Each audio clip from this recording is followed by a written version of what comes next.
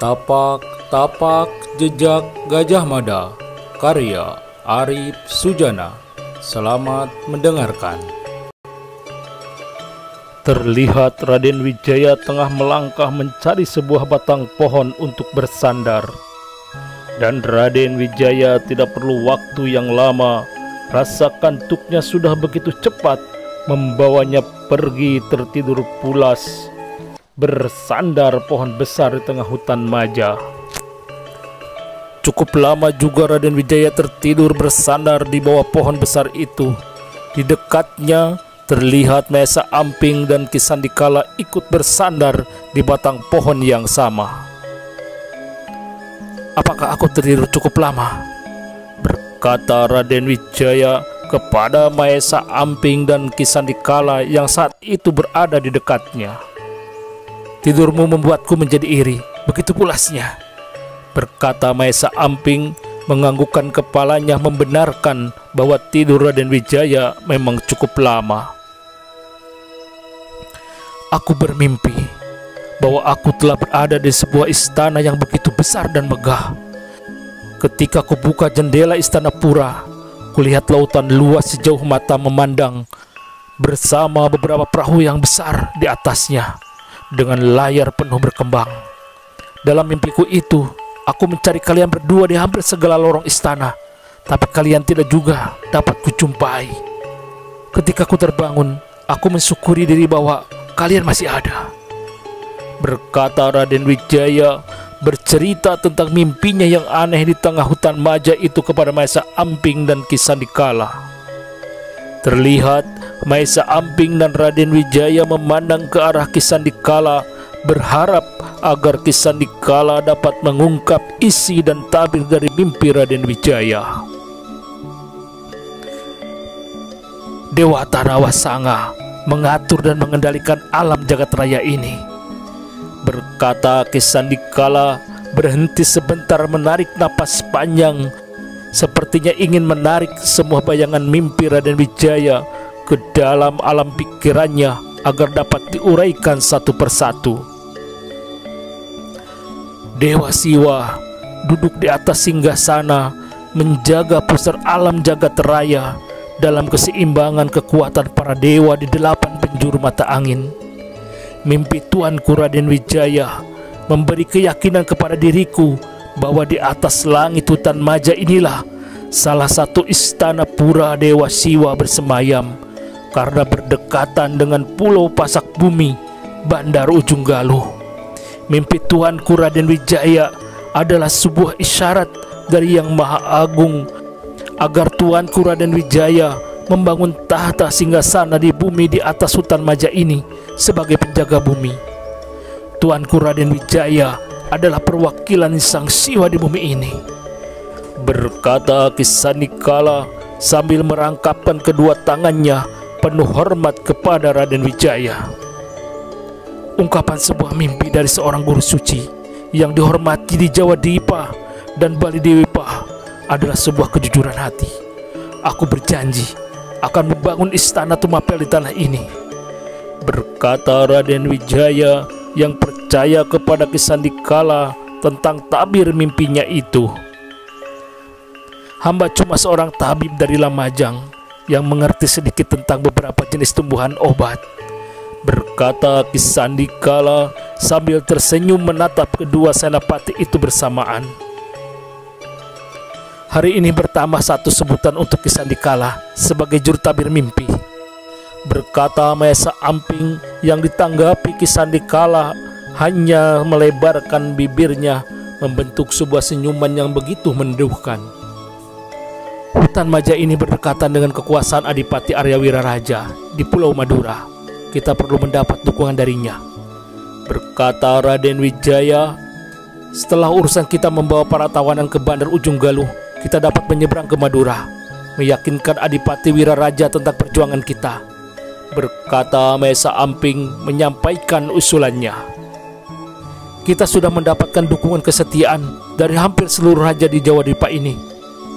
Semoga kita mendapatkan juga kesetiaan dari Adipati Arya Wiraraja," berkata Raden Wijaya kepada Mahesa Amping dan Ki Sandikala. Demikianlah Raden Wijaya telah memerintahkan pasukannya untuk melanjutkan perjalanannya kembali, dan semua bernapas lega manakala kuda Raden Wijaya mau melangkahkan kakinya berjalan. Beberapa orang mengaitkan dengan para penunggu hutan maja.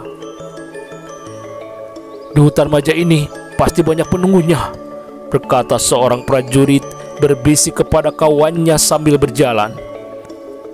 "Aku sependapat denganmu, di hutan ini memang banyak sekali penunggunya," berkata kawannya menanggapi perkataan temannya.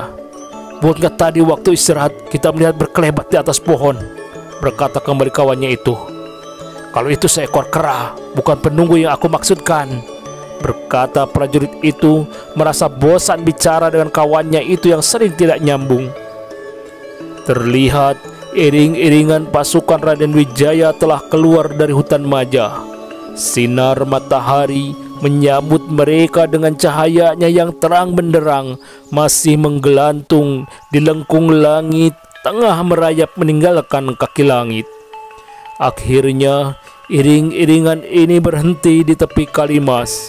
Beberapa prajurit Singasari ternyata telah menyembunyikan beberapa rakit bambu di sebuah tempat. "Mungkin perlu beberapa kali angkut untuk membawa semua rombongan menyeberang ke Bandar Ujung Galuh," berkata salah seorang prajurit kepada Raden Wijaya. Demikianlah setelah beberapa kali angkut pulang pergi menyeberangi sungai Kalimas, semua orang sudah dapat diseberangkan sampai di Bandar Ujung Galuh. Ternyata Bandar Ujung Galuh adalah sebuah bandar yang cukup ramai. Begitu banyak perahu besar singgah menaikkan dan menurunkan muatan dagangannya di bandar itu. Di Bandar Ujung Galuh juga sudah begitu ramai, menjadi tempat sebuah hunian, sebuah pedukuhan yang cukup ramai bernama Padukuhan Galuh. "Selamat datang di Bandar Ujung Galuh," berkata Ranggalawe yang menerima iring-iringan itu di sebuah barak prajurit yang masih begitu sederhana yang berada tidak jauh dari pemukiman penduduk setempat. Setelah beristirahat dengan cukup, Raden Wijaya diajak berkeliling oleh Ranggalawe melihat keadaan di sekitar Bandar Ujung Galuh. "Aku sudah memutuskan menjadikan Bandar Ujung Galuh ini sebagai pusat kekuatan kita," berkata Raden Wijaya kepada Ranggalawe. "Aku setuju. Kita dapat mengendalikan jalur pelayaran perahu Jung Singasari sebagaimana dulu di Bandar Canggu," berkata Ranggalawe menyetujui keputusan itu.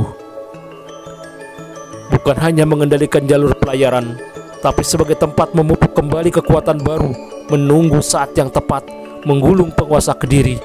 Aku akan selalu bersamamu, saudaraku," berkata Ranggalawe mendukung rencana Raden Wijaya.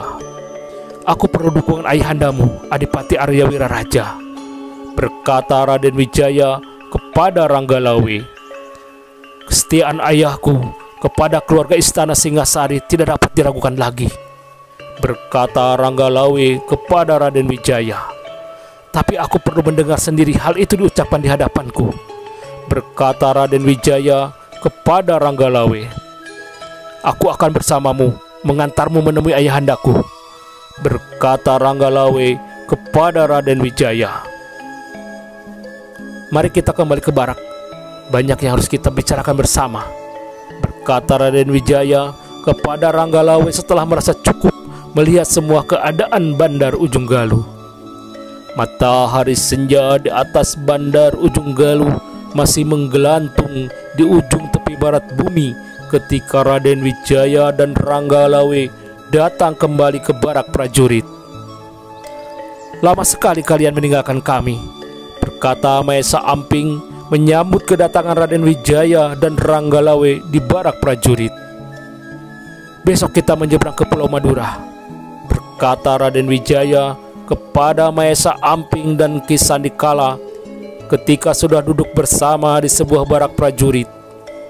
Akhirnya pembicaraan mereka pun berkembang, bukan hanya mengenai pertemuan mereka dengan Adipati Arya Wiraraja, tapi pembicaraan semakin jauh mengenai bagaimana mempertahankan Bandar Ujung Galuh dari para penguasa Kediri. Sepertinya kita perlu membuat kantong-kantong pertahanan yang dapat mencegah pasukan Kediri menyerbu ke Bandar Ujung Galuh ini, berkata Maesa Amping memberikan sebuah usulan. Untuk saat ini, kita sudah mempunyai jaringan pasukan sandi yang cukup kuat. Usulanmu mungkin akan kita laksanakan sambil melihat perkembangan, berkata Raden Wijaya memberikan tanggapannya atas usul Maesa Amping itu. Sementara itu, langit senja perlahan sudah mulai tergusur, bergeser dan menghilang diselimuti warna gelap malam memenuhi langit di atas Bandar Ujung Galuh. Masih terlihat kesibukan para buruh angkut tengah memanggul barang untuk dimuat di sebuah perahu kayu dagang. Bandar Ujung Galuh memang seperti bandar besar lainnya saat itu yang tidak pernah sepi disinggahi oleh perahu-perahu dagang dari berbagai penjuru. Saatnya aku dan Ki Sandikala berkeliling cari angin, berkata Maesa Amping kepada Raden Wijaya dan Ranggalawe setelah tidak ada lagi yang mereka bicarakan. Silahkan, semoga dapat menemukan jalan pulang, berkata Ranggalawe menggoda. Demikianlah terlihat Maesa Amping dan Ki Sandikala tengah keluar meninggalkan barak prajurit. Mereka tidak langsung menuju dermaga Bandar Ujung Galuh, tapi telah menuju ke arah pemukiman, ke arah Padukuhan Galuh. Terlihat Maesa Amping dan Ki Sandikala tengah menyusuri jalan Padukuhan menuju ke arah tepi Sungai Kalimas yang dibatasi oleh sebuah jalan setapak dipenuhi semak belukar. Ketika Maesa Amping dan Ki Sandikala sudah hampir mendekati Sungai Kalimas, samar-samar dilihatnya sebuah rakit baru saja merapat. Penglihatan Maesa Amping dan Ki Sandikala yang tajam dapat melihat jelas wajah ketiga orang yang baru saja merapat di tepi Sungai Kalimas itu. Ketiga orang itu sangat mencurigakan, berkata Maesa Amping kepada Ki Sandikala ketika melihat ketiga orang itu tengah menyembunyikan rakit mereka. Mari kita bersembunyi, berkata Ki Sandikala kepada Maesa Amping.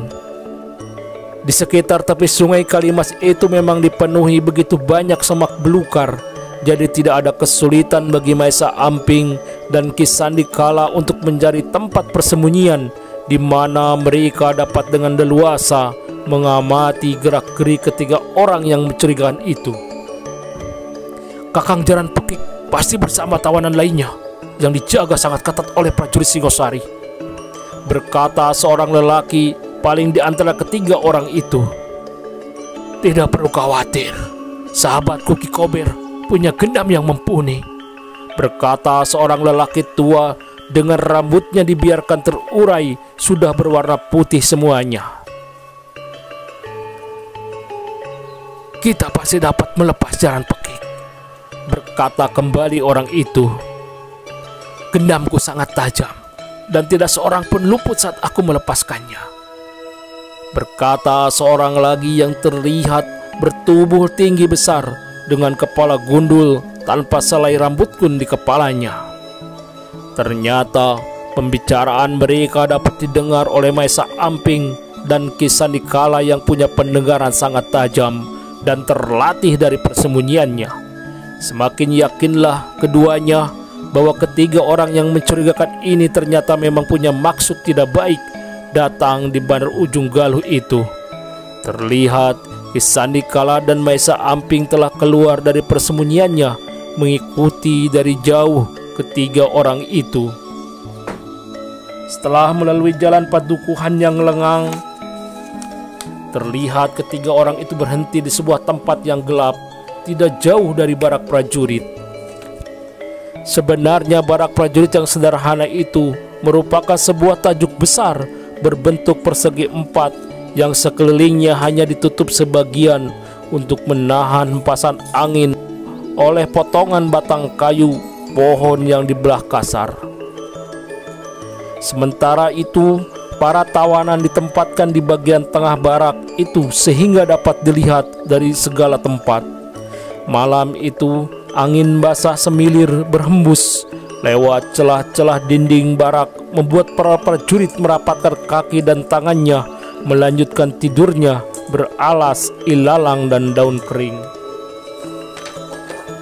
Ternyata udara malam itu memang agak lain. Seperti begitu dingin menyejukkan, membuat setiap orang di dalam barak itu menjadi ingin merebahkan badannya dan tidak dapat menahan rasa kantuknya sendiri. Termasuk 10 orang prajurit yang saat itu mendapat giliran meronda, terlihat semuanya rebah tidur berbaring di muka barak. Rupanya keadaan suasana di sekitar barak itu bukan sebuah yang alami, tapi udara di sekitar barak itu ternyata sudah dicemari oleh sebuah ilmu aji sirap gelap ngampar yang telah disebar oleh salah seorang yang sengaja melepasnya dari tempat yang tidak begitu jauh dari barak prajurit. Di sebuah tempat yang gelap dan tersembunyi, ternyata yang melepas ajian sirap gelap ngampar itu adalah salah seorang dari ketiga orang yang baru saja datang merapat di Bandar Ujung Galuh. Tugasmu menjaga Ki Kober yang tengah merapal ajian sirap gelap ngamparnya. Aku ingin melihat suasana di dalam barak, berkata seorang lelaki tua yang berambut putih kepada lelaki muda di sebelahnya.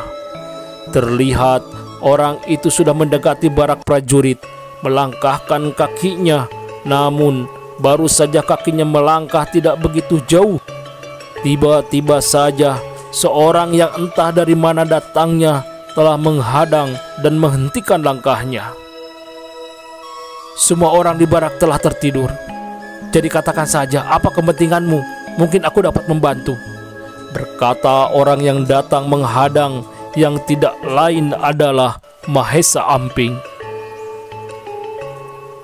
Aku ingin meminta kepalamu, berkata orang itu kepada Mahesa Amping yang menganggapnya hanya prajurit biasa yang secara kebetulan tidak terkena ajian sirap gelap ngampar dan telah bermaksud secepatnya melumpuhkannya dengan langsung menyerang Mahesa Amping. Bukan main kagetnya orang itu ketika serangannya dapat dielakkan dengan mudahnya oleh Mahesa Amping. Padahal serangan itu dilakukannya dengan kekuatan dan kecepatan yang cukup tinggi. Mahesa Amping tidak segera membuat serangan balasan, tapi hanya menunggu serangan lawannya datang. Kemudian dengan rasa penasaran, orang itu sudah langsung membuat serangan baru. Kali ini dilakukan dengan kekuatan dan kecepatan 2 kali lipat dari sebelumnya. Namun kembali dirinya menjadi kaget dan penasaran tidak karuan melihat serangannya dapat kembali dielakkan dengan begitu mudahnya oleh Mahesa Amping. Ternyata kepentinganmu di barak ini hanya ingin mencari keringat. Mari kita bermain menghangatkan dingin malam ini, berkata Mahesa Amping dengan sikap siap melayani orang itu.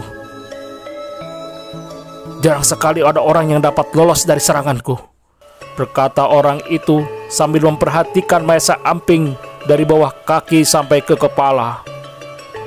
Namun ketika matanya beradu pandang dengan mata Mahesa Amping, diam-diam dirinya mengakui bahwa sorot mata Mahesa Amping begitu kuatnya, seakan nyalinya terasa hilang seketika, terserap daya tarik yang begitu kuat terhisap masuk ke dalam bola mata Mahesa Amping.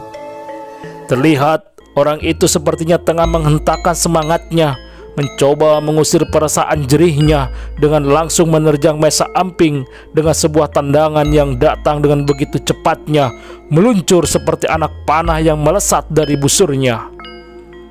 Kembali Mahesa Amping dengan mudahnya menghindari serangan itu dengan sedikit bergeser ke samping. Namun kali ini Mahesa Amping tidak diam menunggu, tapi langsung balas menyerang, memukul dengan tangan terbuka ke arah pinggang lawannya yang terbuka. Bukan main kagetnya orang itu mendapatkan serangan yang tertuju pada arah pinggangnya yang terbuka. Maka dengan terpaksa dirinya melenting menjatuhkan diri berguling dan berdiri dengan cepatnya dan langsung telah menyerang kembali Mahesa Amping. Kali ini dengan sebuah pukulan tangannya mengarah dada Mahesa Amping. Tapi kembali dengan mudahnya Maesa Amping dapat lepas dari pukulan yang cepat dan sangat keras itu hanya dengan memiringkan sedikit tubuhnya sambil balas menyerang dengan sebuah pukulan yang tertuju ke arah pangkal paha yang terbuka, seperti sudah dapat dengan cepat mengetahui letak kelemahan dari jurus pukulan lawannya itu. Kembali orang itu harus melenting melemparkan dirinya ke tanah dan berguling segera bangkit kembali untuk menghindari pangkal pahanya terhantam pukulan tangan Maesa Amping. Maesa Amping tidak segera menyusul orang itu, hanya berdiri dengan senyumnya. "Siapakah kamu yang dapat mengatur rasa jurusku ini?" berkata orang tua itu penuh penasaran melihat Maesa Amping dengan mudahnya menghindari serangannya, bahkan sudah tahu di mana letak kelemahan jurus serangannya itu. "Aku bukan siapa-siapa, tapi aku dapat bermain bersamamu dengan jurus perguruanmu," berkata Maesa Amping sambil membuat sebuah kuda-kuda siap melakukan sebuah serangan. Bukan main kagetnya orang itu melihat kuda-kuda Maesa Amping yang tidak lain adalah salah satu jurus andalan perguruannya sendiri. Ternyata orang itu memang belum mengenal Maesa Amping yang telah memahami berbagai jenis aliran gerak kanuragan di Jawa Dwipa dan Bali Dwipa.